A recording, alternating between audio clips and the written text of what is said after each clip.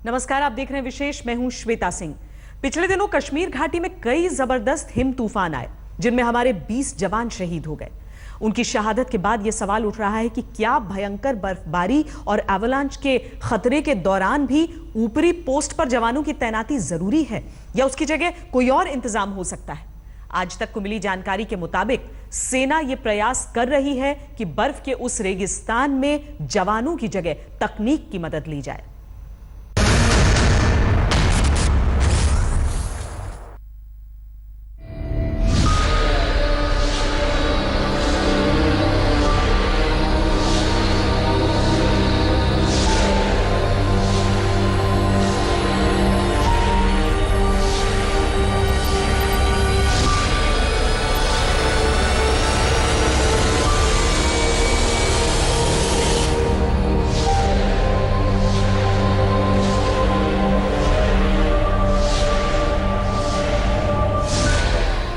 गुरेज में हिम तूफान से लड़ते हुए शहीद हो गए 14 जवान।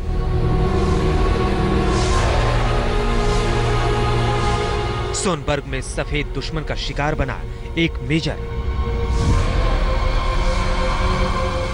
माचिल सेक्टर में भी बर्फीले तूफान से लड़कर वीर गति को प्राप्त हुए 5 जवान। ये तो ताजा आंकड़े हैं, नहीं तो बर्फ की मोटी चादरों के अचानक होने वाले हमलों से कितने ही वीर जवानों को देश ने खोया है।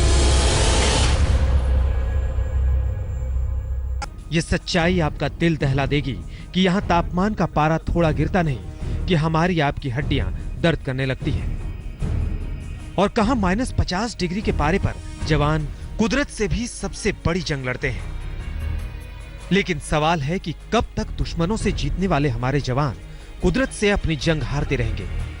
इसलिए सरकार कुछ ऐसा इंतजाम करने पर सोच रही है कि एवलांच के वक्त खतरनाक पोस्ट पर जवानों को रखने की नौबत ही ना आए। एवेलेंस के लिए मैंने एक इमीडिएटली एक्चुअली मैंने डायरेक्शन दिया है कि अभी स्नो जिधर है, बिकॉज ग्लोबल वार्मिंग के कारण थोड़ा उसका स्टडी बराबर करो। DRDO को इंस्ट्रक्शन दिए हैं और जहाँ एवेलेंस की चांसेस ज़्यादा बढ़ते हैं वहाँ उस समय टेम्परेली चौकियाँ दूर से कंट्रोल करनी चाहिए, मतलब जाके आना चाहिए, रहने नहीं चाहिए। आज तक के पास वो जानकारी है कि कैसे सेना अपने जवानों को बर्फीले तूफान वाले इलाके में बचाने का उपाय ढूंढने के लिए माथापच्ची कर रही है। सेना हिम तूफान से प्रभावित पोस्ट से जवानों को बर्फबारी के दौरान हटाने के लिए संभावना ढूंढ रही है। इसके लिए सेना का बड़ा सीक्रेट एक्सरसाइज चल रहा है। सेना इस प्रयास में है कि कैसे नियंत्रण रेखा की निगरानी के लिए तकनीक का इस्तेमाल किया जाए। इसके लिए UAV, helicopter surveillance, satellite surveillance, sensor और रडार के इस्तेमाल पर विचार किया जा रहा है।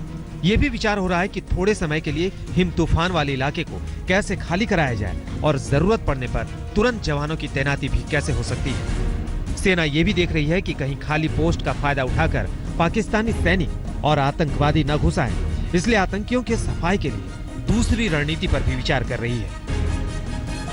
सेना का प्रयास यह है कि हिमस्खलन में जवानों की जान भी ना जाए और नियंत्रण रेखा पर सुरक्षा भी चाक चौबंद रहे।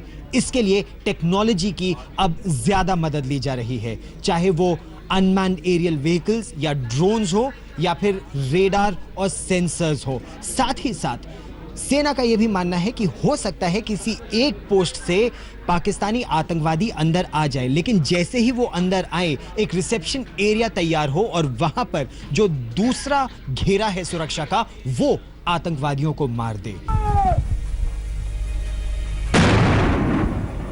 1999 के करगिल युद्ध से पहले बर्फ गिरते ही सियाचिन और करगिल की कई चोटी वाले पोस्ट से सैनिक नीचे उतर आते थे, लेकिन पाकिस्तान ने धोखे से अपने सैनिकों को वहां तैनात कर दिया, जिसके बाद युद्ध जीतकर भारत ने अपने पोस्ट तो खाली करा लिए, लेकिन अपने 527 जवानों की शहादत पर उसी पाकिस्तानी धोखे ने मजबूर किया कि अब हर वक्त आखिरी पोस्ट पर जाबाज जवान तैनात रहेंगे।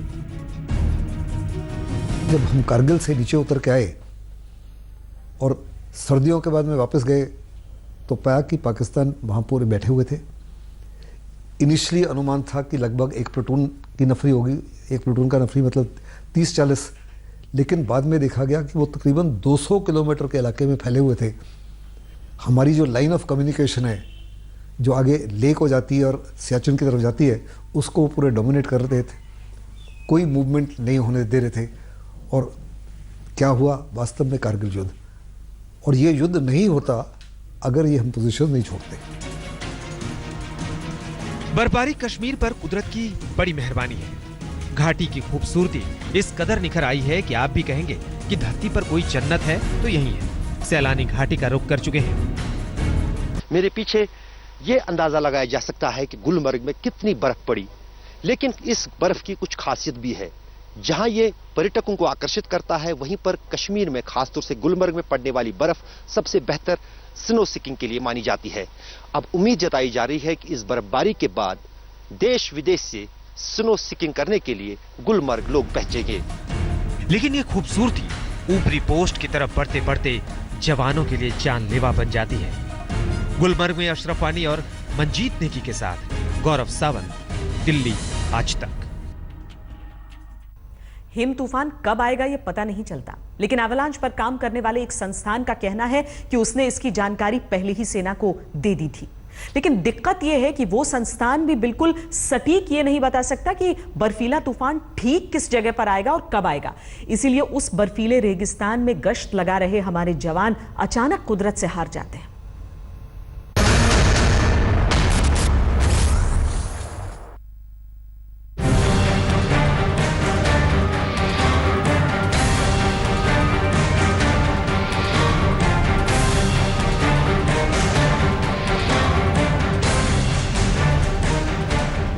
सियाचिन की बर्फीली पहाड़ियों में जब ठंडा तूफान चलता है तो बर्फ जवानों के बदन में सुइयों की तरह चुभती है।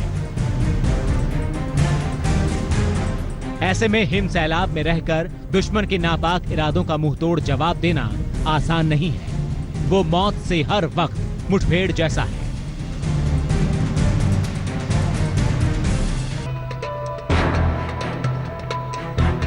सोनमर्ग, गुरेज, माछिल होते हुए एवेलांच से जूझते हुए 20 जवानों की शहादत सवाल उठा रही है कि ये सब कब तक चलेगा। लेकिन ये भी कि क्या पहले से पता चल सकता है कि आने वाला कोई हिम तूफान है।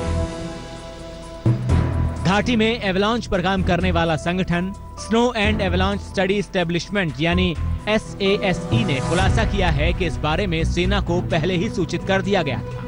SASE के डायरेक्टर अश्वघोष गंजू ने आज तक को बताया कि ऐसे एवेलांच का अनुमान पहले से ही लगा लिया जाता है। हालांकि यह अनुमान पूरे इलाके के बारे में किया जाता है, न कि किसी खास जगह के बारे में।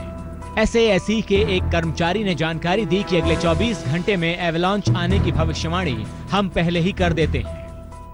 मुश्किल किसे कहते हैं उस बात का उदाहरण है ये। एक तरफ पूरा देश, पूरी थल सेना परेशान है बार बार होने वाली एवलांच की घटनाओं से, जिसमें इतने सारे जवान हमारे शहीद हो रहे हैं, और दूसरी तरफ अब जैसे कि आज तक के पास जानकारी आई है कि snow and avalanche study establishment जो कि DRDO की एक लैब है, उसने थल सेना को पहले इस बात की वार्निंग दे दी थी कि किन इलाकों में लगभग कब एवलांच आने की आशंका है।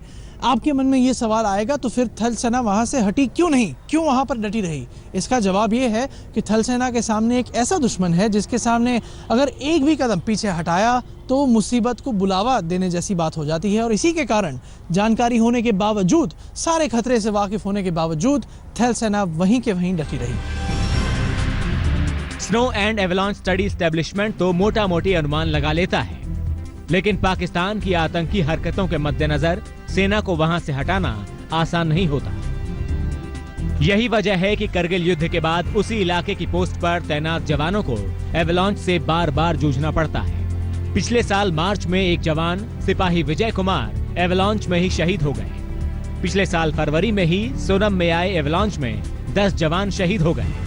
2011-12 में वहां काम कर रही एक कंपनी हिम तूफान की रफ्तार में बह गई। उसमें 18 जवानों और टेक्नीशियन को जान से हाथ धोना पड़ा। ऐसे ही साल 2008 में 13 लोग मारे गए।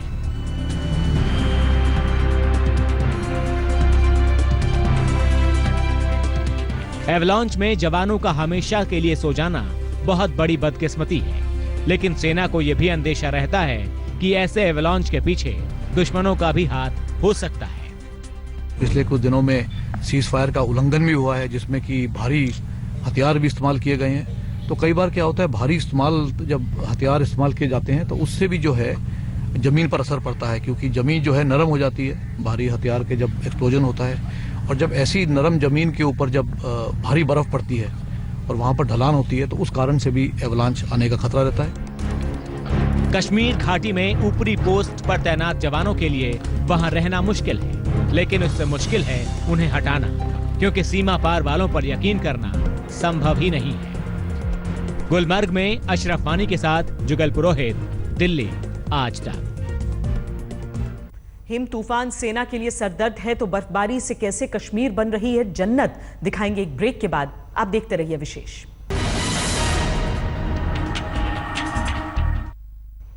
कश्मीर घाटी में नियंत्रण रेखा से सटे ऊपरी पोस्ट तो बर्फ के बीच हैं, वहां एवलांच का खतरा जवानों के लिए जानलेवा बन जाता है। लेकिन इस वक्त होती बर्फबारी कश्मीर की खूबसूरत वादियों के लिए खुशियों का पैगाम लेकर आई है। घाटी में सैलानियों के आने से चहल पहल तेज हो गई।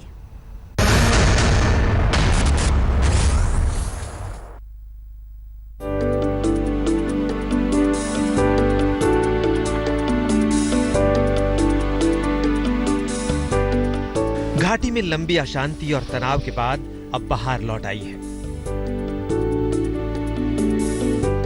दूर दूर तक फैली बर्फ और उसका लुत्फ उठाते सैलानी और स्नो स्पोर्ट्स के शौकीन।